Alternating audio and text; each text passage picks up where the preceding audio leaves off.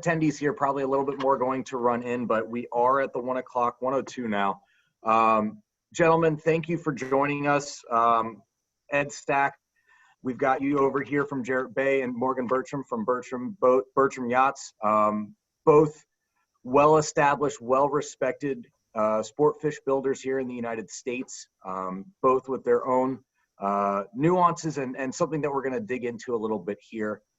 Before we get into the webinar, I do want to say for those members who are attending, please be on the lookout for updates via email and on the Facebook group for upcoming webinars, important information, job postings.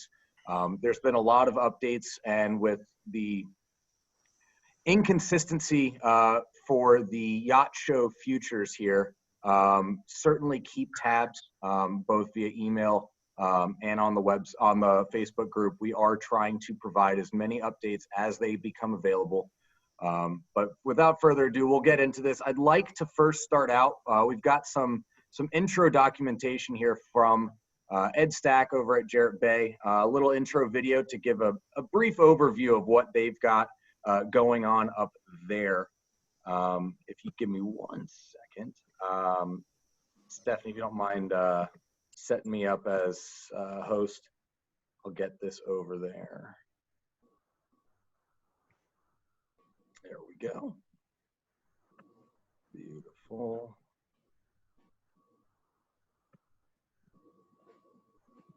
And away we go.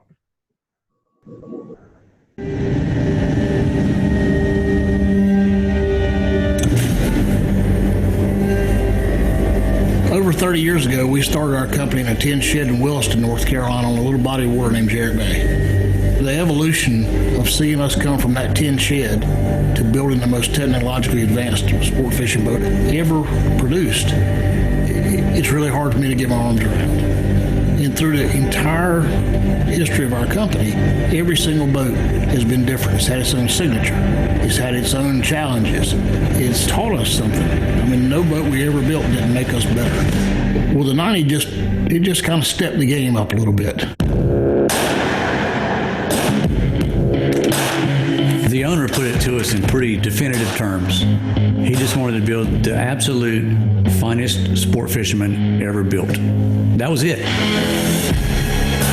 You have this customer that's willing to do anything to build the best. To start thinking about a 90-foot boat that would perform as much as 8 or 9 knots faster than our closest competition is a pretty aggressive goal right at the start. In order to accomplish what we did here, we had to think about everything from propulsion engineering to composite engineering to how this boat was going to react in the ocean. We studied the drivetrain, the propellers, waveform rudders, and waveform struts.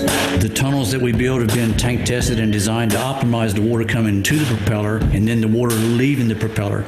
Any kind of drag minimalization that we can on the appendages of the hull that can equate to 1/4 of a knot, sometimes 1/10 of a knot. It was absolutely impossible to achieve the performance goal that we had with the given amount of horsepower available. So once the horsepower was established, the only way to achieve more performance is to eliminate weight. So every decision you made had to include weight as one of the questions that you asked. Every aspect of every component you put in, even weighing cabinets once they were built, to ensure that you're meeting those weight targets. It looks like any other sport fishing boat, but the fact of the matter is most of what you're seeing is built of some combination of core and carbon. Everything from carbon fiber stringers to carbon fiber toilets. Every bulkhead structurally coming up, the cabin, decks, the bridge, all the components of the bridge, even interior components down to things like stairwells. The floors, the cockpit, the cabinets, the doors. We went from lightweight stone throughout the boat to Nomex drawers, which were 1/4 the weight of a standard drawer. We worked with infused panels that had specialized cabbing schedules that all came spec to us from engineering. And what you get out of the infusion is you get a matrix that has a higher fiber to resin ratio. So it gives you a lighter structure to get that same surface strength. We used all titanium shafts, but it had very substantial weight savings to the tune of roughly 1,500 pounds compared to conventional shafts. It was a lot of components to try to achieve that weight. Ultimately, we feel like we met the goal or even did better than the goal. We're probably 40 to 50,000 pounds lighter than any other boat in the class. The owner wanted to implement and utilize as many things that met ABS requirements as possible. So structural integrity, a lot of the hatches and components throughout the vessel. In order to achieve more fuel capacity, we decided to build integral tanks. So they're formed in place on the hull structure, adhering to the ABS guidelines. The bottom of the tank is actually infused with additional carbon layers designed so that the tank itself is as strong as the hull bottom. We were able to save an extreme amount of weight, which turned into a very, very fast vessel, all while maintaining our typical Jarrett Bay standards. When you glance at this boat, it looks like a typical, beautiful North Carolina boat who found its roots 50 years ago along the North Carolina coast. But when you dig a little deeper, you find a boat that's got systems not only capable of making its own water, having 4,400 gallons of fuel, that's got joiner work finer than any custom home, but you find one that goes through the ocean at almost 50 miles an hour. The most impressive thing about the 90s, we broke every barrier that's ever been put up. We changed the way boat building is done and will be done from now on. Eyes wide open, darkness closing, just stay focused, I'm not folding, I'll upset you, cause I'm just too dangerous, I'm dangerous. Let's be honest, this ain't no contest, take those comments and form my concept from the get-go. I just get so dangerous, yeah.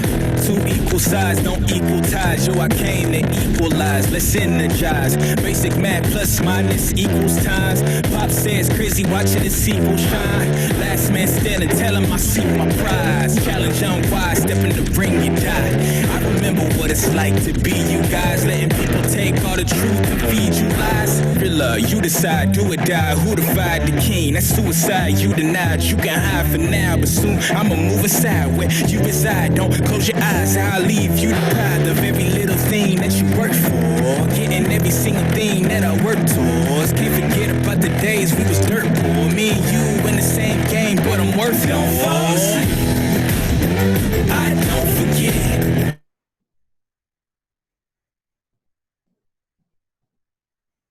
Very impressive, guys.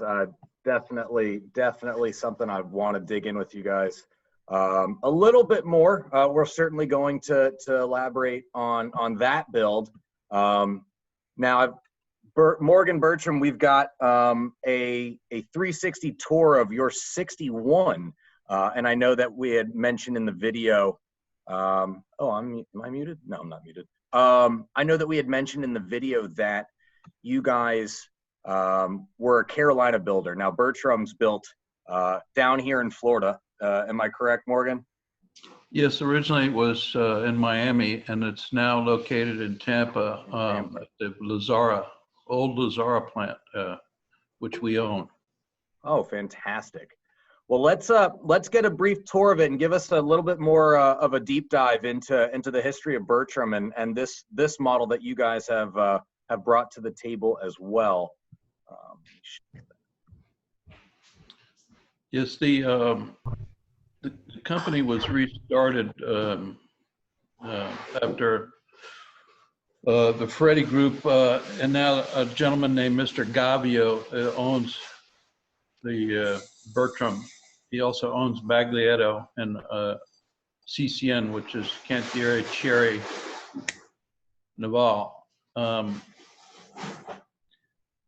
Now, so they have a long history. I think Baglietto's been in business for 150 years. And we are actually, again, going to be building a new facility in Tampa. Right now, we started back up with the 35 Bertram. And the boat we're looking at now is the 61. We are also building a 50, an express boat, later to be a convertible. And right now, it's out of the mold. We're building a 39-foot center console. We're also going to be building a 28 center console, and we're working on the tooling. Both of those 28 and 39 outboards will introduce in Fort Lauderdale at the boat show. God willing, we have it.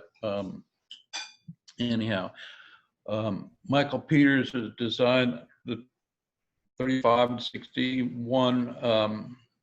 61 has an 18 degree dead rise. It's powered with C32 cats, or 1925 horsepower. Comes standard with the Seakeeper. That boat will do 44 knots wide open.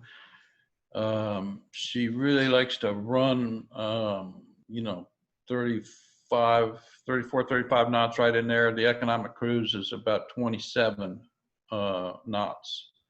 But I fished the boat a bit on the East Coast, in the Carolinas at the Pirate Cove tournament. We also did the White Marlin Open, where you got to run out to the canyon, and the boat performed really well. What's special about this boat is that you notice it had a front windshield.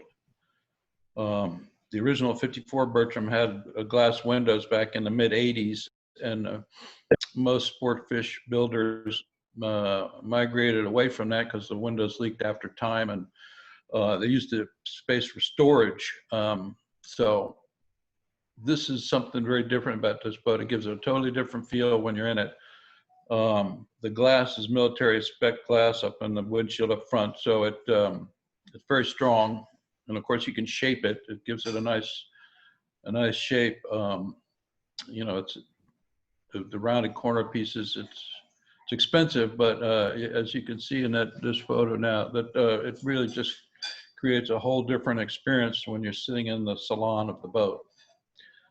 The other special thing about the 61 is it has a full beam master, and no other boat in this class has a full beam master. So those are a couple of special things about it. The cockpit also is very large on the boat, as a mezzanine. We've been really pleased with the boat. Of course, it has a worldwide reputation. The first boat went to Trinidad. The next two boats went to Japan. Boats going to Puerto Rico.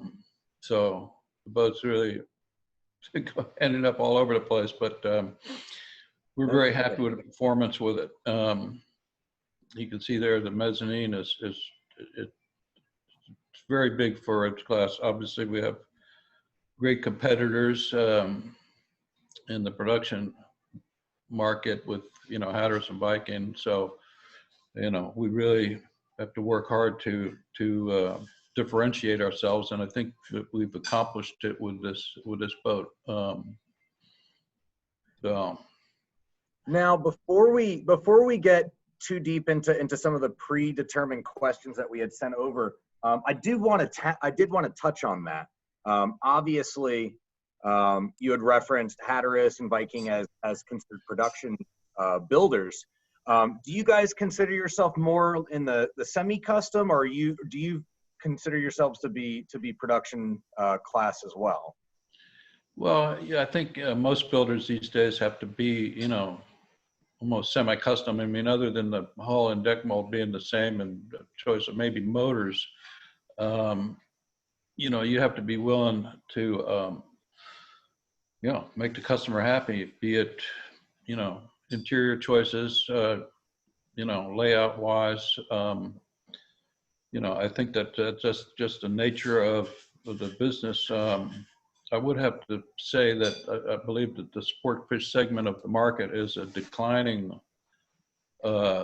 share. I mean, there's just less people doing it. I mean, the people that do it are hardcore. It's just, it's not a growing market, if you will. Understood. So yeah, no, and that's, you're right. It truly is kind of a passion that is very, very tailored to a specific segment of the yachting industry, and certainly something that needs to be protected and embraced.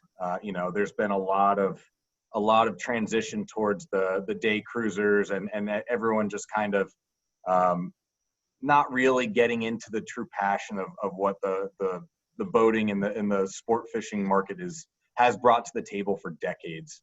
Well, and I think with the outboards, I just kept thinking that somehow that outboard center console market would kind of, taper, and it's as strong as ever.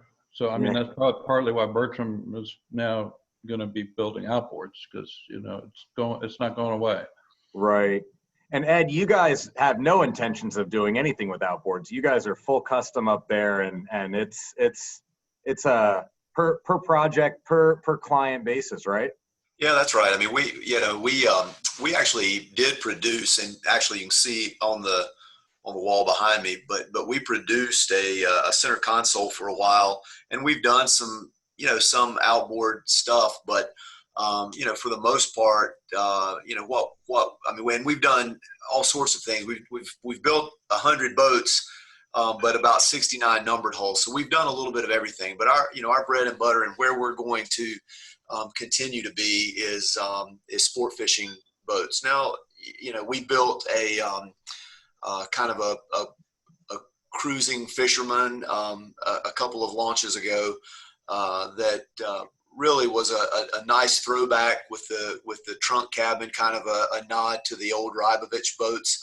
But our true bread and butter, as you saw in the 90 video, we're trying to be cutting edge with all of the materials that we're using, but we're staying with with that custom boat, one customer at a time. Where we're seeing our growth and expansion, and where we're going into other segments is on both the repair and service side, which is a tremendous part of our business, as well as on the sales side through our sales and brokerage company. Gotcha. And to kind of elaborate on what both you and Morgan said, has COVID had any impact on either of your business models, whether it be positive or negative? Have you guys seen buyers being more drawn to this style of boat due to its amenities, the way that the staterooms are a little bit more spacious with respect to being able to take extended trips? Have you guys seen anything like that? Well, I'd have to say that the brokerage business is really on fire right now. It's probably the same for Ed up there. New boats is still, it's just, we get good activity, but it hasn't been as strong in the new boats as it has in brokerage. The way our model works, it takes 2 to 3 years to build one boat. So, for us, we've had 5 in production now through various stages. One is about to launch, and we've got 4 others that are probably anywhere from a year to a year and a half in. So for us, the pipeline, where we see setbacks or issues in the pipeline is another year or 2 down the line. So from that perspective, there haven't been any new customers come in because of COVID. Now on the sales side, we, as Morgan mentioned, that has been both sales, new boat sales.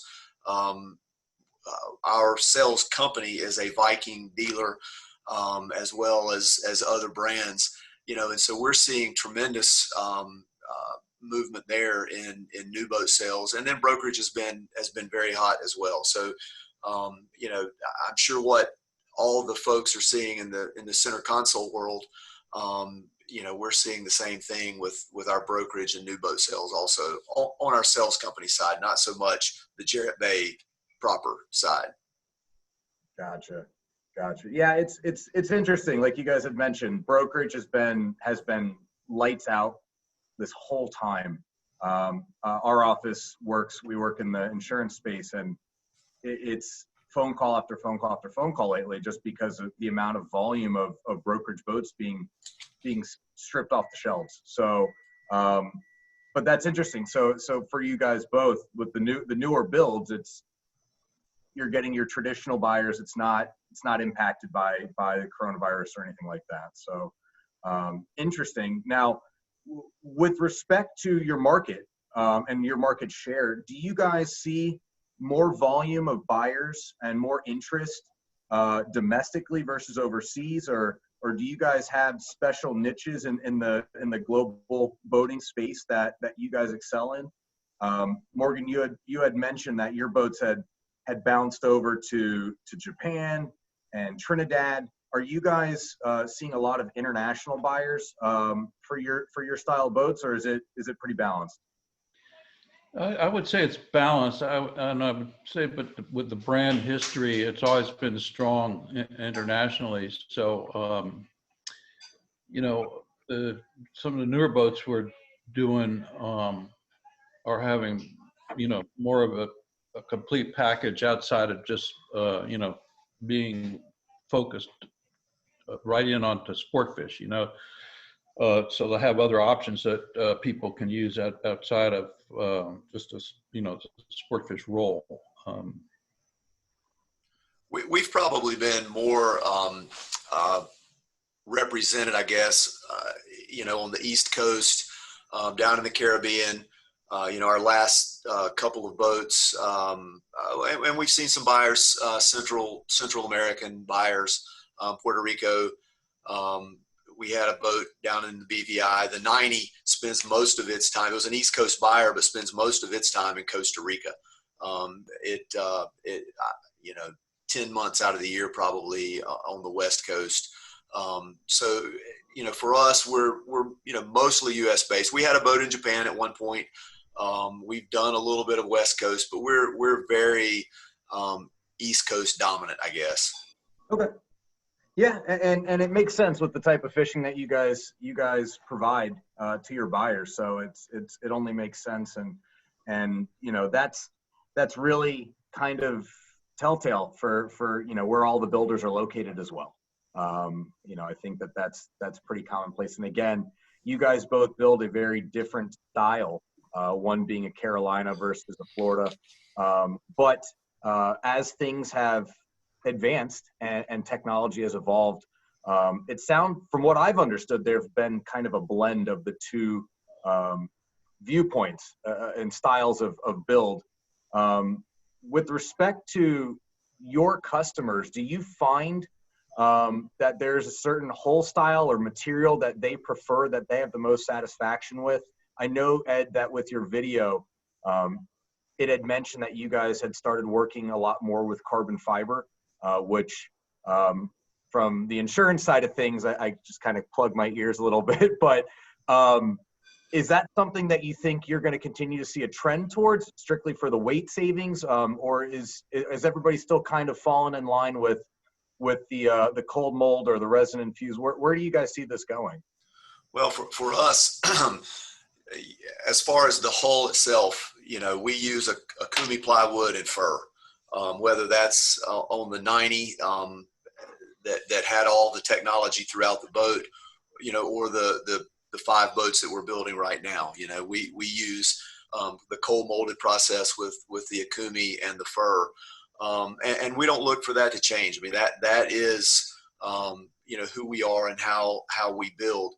But where we see the other materials coming in, in our stringers, bulkheads, in our in the houses themselves, in our decking, all of those spaces, we've used different types of material. And, I think that is, that's kind of the wave of the future. And really what the 90 gave to us was the ability to offer those upgrades, if you will, in a package form. If you would like to do the traditional stringers and bulkheads, then we can do that. But if you want to go carbon fiber, we can do that. If you want to use the traditional wooden decking, then, that's something that we can do. But if you want to use a composite material, then we can do that as well. I think that where the houses or the cabins are heading on our boats are probably, for the most part, going to be a composite, foam core with composite materials encasing them, and I think that's what we're going to see, moving forward there. But as far as our hulls are concerned, we're sticking to wood. Got it. Morgan, how about you guys? Yeah, well, in today's world, the advancements with composites is, it's evolving, and of course, getting easier to work with. I mean, some of the problems in the old days, things were a lot harder to work with that now, it's just easier. But, with the 35, we went with a solid glass bottom on that boat and cord sides. But the 61 and the 50, they're all, cord composite, because it's really the way that you build these days, in that. And there's differences too. And, with those boats, people seem to like that wood gives it a nice feel on the ride. But strength to weight, that's always the kind of the issue. Speed is, function of horsepower and weight. So trying to keep the weight down is obviously premium. So, we will, all our boats are resin infused now, and I don't see that changing. We're considered state of the art, and we give a 3-year warranty, quote unquote, bumper to bumper, with our new product, which is a little different. Nobody else is doing that. So, we really have a high faith in what we're doing. And, we're using some Kevlar in the boats. Carbon fiber gets expensive. I don't want to say we won't do something with carbon, because it is, you pay for it, so could we come out with a carbon addition of something? That's quite possible. Nothing in the plans right now, but, again, when you're doing the custom, you have a little more luxury. I mean, that boat, that 90 of Jarrett Bay is quite, it's nice when you can get a guy say, I don't care what it costs. Open checkbook. Anyhow, that wants to go to that level, kind of like the guy with Uno Moss, Brooke Smith, he had like the struts on the boat are actually twisted to, as discussed in Ed's video, to how the water approaches the propeller. And when I saw those twisted, I thought, man, some people, which is nice in the Sportfish end of things, you get people that want to spend the money to have it all, if you will, right. That can pay to design stuff. And I think they even had that Dutch Van Ossenen consulting on the 90. They even would, maybe Ed could speak to that, because I'm interested to hear about that. There was supposed to be a wing or a plane underneath there that they were supposed to be trying out. Curious of whatever happened with that, but you get those guys that it's fun when you get them that spend the money to kind of break new ground. Yeah, no kidding. Ed, do you want to touch base on that, or? Yeah, sure. And I think that's the difference. And really the I think the neat thing about whether it's Bertram or Jarrett Bay, a semi-production type situation, or somebody who wants to come in and just kind of design their own boat. There are so many options out there and so many great boat companies that it is, when we say we can offer these packages, or we can offer you these different types of materials or whatever the case may be. I mean, obviously all of them come with a different price, and it's really up to the owner. It's not us presenting this boat. Here we are with our 90, and we're going to replicate that. It's every time a customer comes in, we're going to sit down and talk about how they use it, what they want to do with it, who rides on it. Do they have their family they're entertaining, or is it all just hardcore fishermen, or who's actually going to be using this boat, and that discussion starts from there. And then the materials, is speed the most important, is comfort the most important, and then ultimately we get to a dollar figure. What Morgan was talking about is with the wing he was mentioning, we did do some trials, and ultimately at this point we're still in the trial phase on that. We did attempt to do a fixed wing, if you will, beneath the boat, on the underside of the boat, which did provide some tremendous lift and provided some speed. The problem that comes with having that being a fixed in a fixed position is when you back down, you start backing down on a fish. It makes it it really got in the way. It's going to have to be a situation where it's retractable, but there is some tremendous opportunity, I think, out there for that in the industry. It's just a matter of figuring out how to retract it, or what can you do with it when you're going in reverse, and that's the ultimate question. As long as the boat was moving forward, and particularly at a good cruising speed, we were able to pick up a couple of knots, but it's and even at the top end. But at the end of the day, with these boats, performance and the ability to back down and change direction, we're not using it on the boat at the moment. Understood. And that's fast. I mean, that's really the neat part of our industry is when you get a buyer like that who is willing to take chances.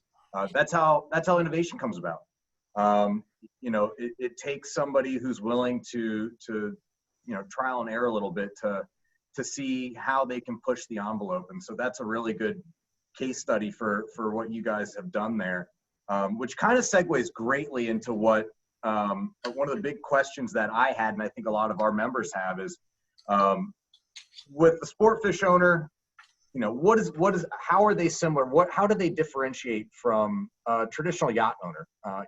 The prototypical perception of a yacht owner is that, bells and whistles, everything to the nines. As you had mentioned, is it about ride? Is it about comfort? Is it about speed? There's specific targets that most Sportfish owners are trying to achieve, whereas a yacht, it's about just pleasure. Do you find that there's a lot of differences between these two types of owners? Do you see them segueing in between, or that they own both types, or are there a lot of similarities? Morgan, you want to take a stab at that one? I would say, the Sportfish guy is usually a unique kind of individual, a little more country. I mean, I'm joking a bit, but and obviously performance is optimum. Fishing's changed a bit. I mean, fishing used to be a lot more killing the fish, and now it's more release. So the sport itself has evolved a bit. But I guess to generalize, I would say that the Sportfish has a lot of characters in it, and of course there's a lot. I can say that about a lot of motor yacht guys too, but it does seem to be something more of a trait that you find in with the Sportfish owner, Absolutely. Yeah, and I think what we're seeing in that regard is, we started off. Our company was founded by a charter boat captain, and so as he built his first boat, Randy Ramsey, who still owns our company, When Randy built his first boat, it was for himself to run as a charter boat. So the amenities were not the major factor. It's more the function. And as we've morphed over time, and we joke about it all the time now, I don't know that we could build a charter boat now, but because our finishes are such that, I just don't know that we could do it. We would have to almost close our eyes to look at those finishes compared to the yacht finishes that we're seeing today. And so, really for us, it's more and more families are becoming involved. It's not a situation where, just the husband who fishes comes in with his buddies and they determine, what the boat's going to look like. Now it's a husband-wife decision with kids involved, and they come in and sit down and talk about, this is how our family is going to use this boat. We're certainly going to fish it on Saturday, but on Sunday, we're going to the Cape, and we're going to, it's going to be family day. And so we want to spend the night on it. We want all the same bells and whistles that the motor yacht we were looking at has or had. But we wanted to have that performance when we're out there fishing. So I think it's a good combination of both. And really it's becoming more and more of a family decision. And I think too, with the, with somebody that's had a few Bertrams or Vikings that can transition into a custom boat like the Jarrett Bay's is, it gives them another level to go to up and above kind of the, as I say, what the semi-custom does, Right. Well, speaking of fun and family decisions, I'd like to go a little bit more into some entertaining stuff for you guys both. This is more of a personal question, less about the builders. When it comes to fishing tournaments, which ones are your favorites, and then which ones do you feel are the most popular and why? Ed, you want to start off with that one for me? Yeah, absolutely. For us, unquestionably, the Big Rock Blue Marlin tournament is at front and center for us, and really it's because it's in our home county, Morehead City. This past year, cash prizes were over $3 million. I'll say the top two, the second place boat brought in over $1 million. The first place did not enter as many categories, so they didn't bring in as much money. But generally speaking, the winner gets over $1 million. This past year, Michael Jordan fished in it, so it got a lot of publicity in that regard. But we've just been very, very heavily invested in that tournament. Randy Ramsey, our founder and president, has been on that board for over 30 years. We've had some other folks as well who've been on that board. So that's, that is for us the most fun, the most popular. But you see a lot of our boat owners really fishing the various tournaments of the Outer Banks. Morgan mentioned Pirates Cove. We always are up there. Hatteras Marlin Club tournament, we do that. Certainly the White Marlin Open, Virginia Beach. I mean, really the whole circuit. Our folks are going down to the Caribbean. So it's really all over. But for us, home is the Big Rock. Got it. Yeah, we used to have the Bertram Hatteras shootout. We talked about starting it up again, but that was always great fun with 50 Hatteras, 50 Bertrams, bragging rights. It became quite quite the tournament. A lot of fun. Now I guess is the custom shootout in Boat Harbor and Aptos, although unfortunately now that because of the hurricane that's on pause. But I'd say now they're doing a pretty good job with that. Skip Smith with that custom shootout or the custom production shootout as well, or well-run, good tournaments. You know, unfortunately, some years are better for the fishing, but I think it is somewhat regional, as Ed was saying, because the participation they get up in those, you know, that White Marlin Open, and you know, it just, you know, hundreds of boats. It's crazy. I mean, you know, it's just. But I would, you know, I had a lot of good times at the old shootout. But I'd say probably the closest thing to that now is that custom shootout. Got it. Well, okay, I actually have a question here from one of our members. It's directed to both of you guys. One, what suggestions do you guys have for getting people into fishing and boating who haven't really gotten a taste of the Sportfish lifestyle yet? I know you guys had mentioned it seems to be a bit of a waning passion. What is there that can be done, or what type of suggestions would you make to get people kind of excited about sport fishing again? And then secondly, if FLIBS is held, and knock on wood, will you guys both be exhibiting there, or what are your intentions for the remainder of the year? Yeah, so as far as getting into sport fishing, you know, I think it's just go out and give it a try. You know, we've got tons of tremendous charter boat captains here in North Carolina, whether it's Beaufort, Morehead City area where we are, or farther up in the Outer Banks, Hatteras and that area. You know, there are just so many great charter boat captains in North Carolina.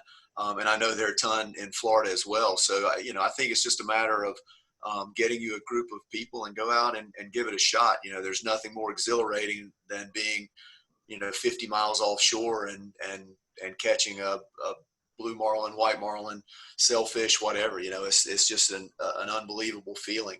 You know, so for me, that's it. Just get out and give it a try. And you can put a group together and reasonably afford to go out and charter a boat for the day. So that's what I recommend.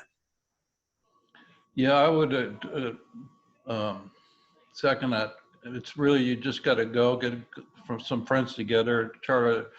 Some places are obviously, you know, for us down here, that, you know, you can get out in the Gulf Stream in a few minutes, you know, when they're up the coast a ways. Sometimes it's a little hard to get to the fishing grounds, but you know, it's worth just to charter a boat and get some friends together, because it is one of the aspects of the fishing is just the camaraderie of hanging out on the boat with some friends and, you know, talking up and having a few beers, whatever. You know, that's just kind of, you know, it's a social thing as well. So, you know, I would say just go charter a boat, get some friends together, and have fun. You know. Absolutely. So if FLIBS doesn't happen, then you guys are offering to forego that opportunity and let's go charter a boat. That's right. They clear all the charter boats out for that. But yeah, you know, it's hard to say if it'll. I mean, obviously at this point in time, you got to say you're going to have it and it's going to happen. Right. Does it actually happen? That remains to be seen. You know, I'm sure from the show organizer standpoint, they want it to happen. And, you know, it would have to be something like the Broward County Health Department or something to shut it down, or not, you know, say they couldn't have it. So, I mean, we'll have to see, but, you know, obviously at this point in time, it's full steam ahead. You know, it just, you know, we'll have to see, but yeah, if it's happening, we're going to be there. You know, it's can't not be there. You know, I think you got to kind of, yeah, I could see ways to improve the show, like, you know, I mean, having outboards and big boats. You know, some people go to boat show, you know, to buy lures and shirts and stuff. And I mean, are you having a boat show to sell boats? From a manufacturer standpoint, you know, I think there's probably ways, whether you just, you know, group type boat together to We probably have to raise the ticket prices too, which, so it's not as much of a, bring the kids with the strollers and all that kind of stuff that, Right. for us manufacturers, it's like they take time away from what us with good client, a possible boat buyer, Right. So, They've explored that with the shows in Europe, making it a bit more of a higher threshold for entry, and from what I understand, there's been mostly positive reviews with that. Again, it's a boat show, it's not a flea market. We all understand the headaches that come with that, as we're all in the industry. So I can fully relate to that. And Ed, as you can see behind me, our office is at where the Fort Lauderdale International Boat Show is. This actually, believe it or not, used to be the office for Jarrett Bay at Bahia Mar. The logo is still on the door to my office. Oh, great. So funny little fact there. But will you guys be considering bringing a boat down or having a presence, or are you guys kind of on the fence? No, we'll be there. We always participate in Fort Lauderdale, and have had some tremendous success there. That's been a very good show historically for us. So, our plans would certainly be to be down there. And going back to kind of the maybe the retail nature of some of these shows. I think it's a double-edged sword. Obviously, from a manufacturing and a sales perspective, we want to see as many serious customers as we absolutely can. But going back to the question about how do we get people excited and introduced and energetic about sport fishing or just boating in general, and that is introduced. We've got to introduce this lifestyle to as many people as we possibly can. So I think it's a double-edged sword. I don't know how to answer. We always come back and go, gosh, we would have only had a few more serious customers. We would have had an unbelievable show.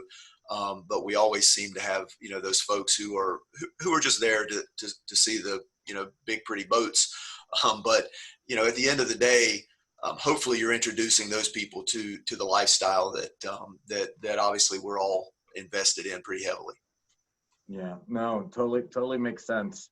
I've actually got another question here from one of our members, and this pertains more to the engine side of things. So I don't know how much you guys are going to be able to elaborate on this, but they wanted to know if you had any insight into the future regarding emissions on the bigger diesels, and how that's going to affect how you guys design your builds in the next few years. I do understand that there's been, I guess the next level of emissions control is being implemented here in short order.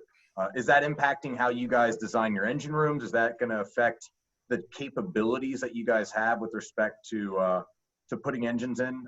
What are your thoughts there? Morgan, I'll let you answer that. I am not our engineer, so what I've heard at this point, and the Tier 4 is the next go round, and they're pretty unwieldy, the size of the motors, when you have to have all the kind of the emission stuff obviously we've been discussing about how a lot of what we are in the Sportfish convertible market is about speed. So it's going to be challenging. I don't know how it works out, but it is going to present a lot of challenges for for our segment of the market going forward. So anyhow, I just, it's not going to be easy. I don't know whether you get waivers or things, but we got to figure out, because from what I've heard so far, it's going to be like almost impossible in the Sportfish. It's a little easier in a motor yacht where you got a lot more real estate to work with. But for us, it's going to be hard. And especially for you guys with being down here in South Florida, draft is everything. I mean, the shallows, whether it's the Bahamas, whether it's the Keys, there's not, like you said, there's not a lot of real estate to squeeze an engine in. So either we're going to have to underpower these boats, or we're going to have to, I mean, it's an interesting problem to have. And certainly it's nothing that we're going to solve here. But hopefully that's something that, like you said, there's either a waiver, or there's some type of compromise that can be had, because it's not going to be easy. And it will impact the design and the future of the industry as a whole with respect to sport fishing. So thanks for the insight on that, Morgan. That was a good question from one of our members.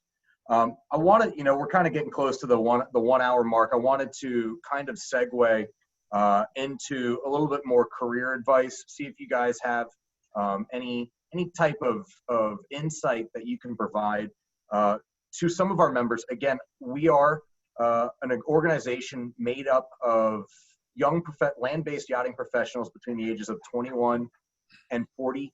Our average member age is around 30, 31. So a lot of our members are very new, very green in the industry by comparison purposes. But what type of advice would you give to somebody who's starting out, or what's the best advice you've ever received in the industry, and what's helped you kind of steer your career in the direction it's gone?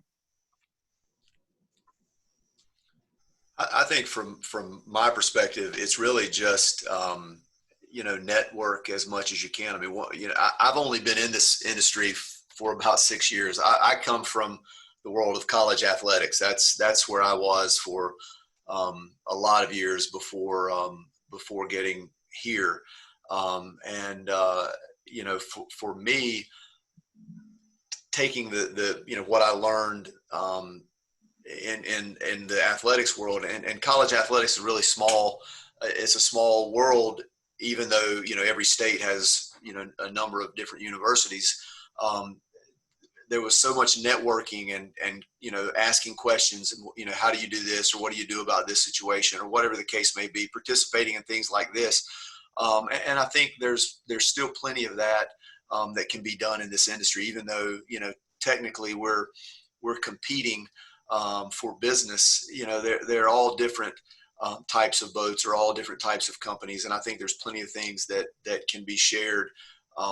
Plenty of ways to reach out and talk with folks. I know I get multiple LinkedIn requests, every week from people, wanting to connect. But an even better way of doing that, I think, is emailing or picking up the phone and giving somebody a call and say, hey, I saw where you guys did this, or how do you handle this situation, or whatever the case may be.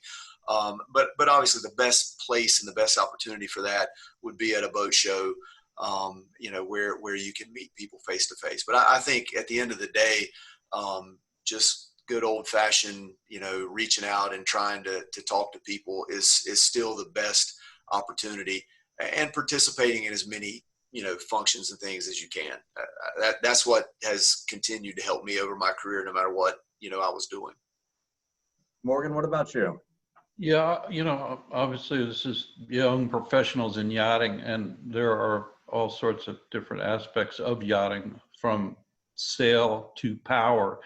So I would suggest, figure out where your passions are, because sailing is not as big as it used to be, but it's still a part of the industry. And figuring out, whether you like sales or something other aspect of the business, I think, but once you kind of figure out, your direction, it's always good to improve, do self-help type stuff. Like my dad was a big Dale Carnegie person, and got all his people into the Dale Carnegie, and it helped them a lot. And there are all sorts of other types of, personal growth type things that will help you once you, figure out where you want to go in the business, to improve yourself, to help elevate yourself and, amongst your peers. So there's all sorts of tools like that available. As Ed was saying, networking is obviously, gives you a bunch of core people to deal with. So, but I would say that would be my advice, to kind of figure out where your passions are in the different aspects of, because there are, there's charter, there's just there's a lot of, different aspects of the business to find out where your passions lie, and then try and grow within that. So. Absolutely. One last question, since you brought it up, Ed, it kind of makes this extremely relevant. Transitioning from college sports into the yachting industry, what were some of your biggest challenges breaking in? Because it is a little bit more recent for you than I think it is for Morgan. And how did you overcome those challenges? Like you said, networking's huge, which is kind of a staple of what our organization's about. But what were those challenges for you, and what did you do, if anything, to try and push through those? I think the breaking in perspective was probably a little bit easier because I got to know Randy Ramsey, who owns our company, probably 20 years ago. And so from that perspective, we had built a long-term relationship where we had known each other for a long time. And, he was kind of looking for somebody that had my skill set, and I was looking to not necessarily have to chase jobs all over the country like you do in athletics. And so for us, it was a nice fit from that perspective. But once I moved and got involved, it's really learning I guess a brand new cover, but at the core, it's still business. It's still relationships. I still always joke, I'm not the boat expert. That's not who I am. That's not what I was brought here to do.